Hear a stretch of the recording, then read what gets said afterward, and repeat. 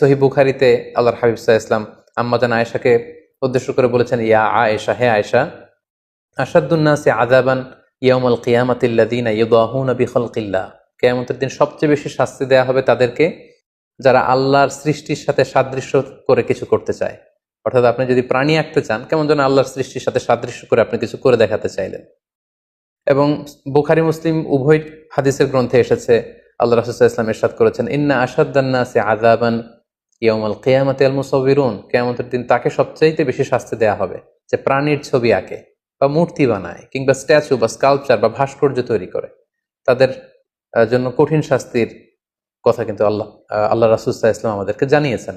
পাশাপাশি যারা প্রাণীর ছবি অঙ্কন করতে চায় বা মূর্তি বা ভাস্কর্য তৈরি করতে চায়, কিয়ামতের দিন তাদেরকে কঠিন শাস্তি দেওয়ার পাশাপাশি আল্লাহ তাআলা সেই মূর্তি, প্রাণী বা ছবিগুলোকে এনে বলবেন যে আহইউ মা খলাকতুম, তোমরা যেগুলো তৈরি করেছিলে এগুলোর জীবন দাও। একটা মানুষের ছবি যখন স্কেচ করা হয়, এটা একটা ছবি, কিন্তু এটাতে জীবন দেওয়ার সুযোগ কিন্তু আমাদের নেই। রূহ বা প্রাণ দিতে পারেন কেবলমাত্র আল্লাহ তাআলা। তো সেদিন আল্লাহ বলবেন আহইউ মা খলাকতুম, তোমরা যা তৈরি করেছো এটার ভেতরে তোমরা প্রাণ দাও, এবং সেটা সক্ষমতা কখনোই আমাদের হবে না।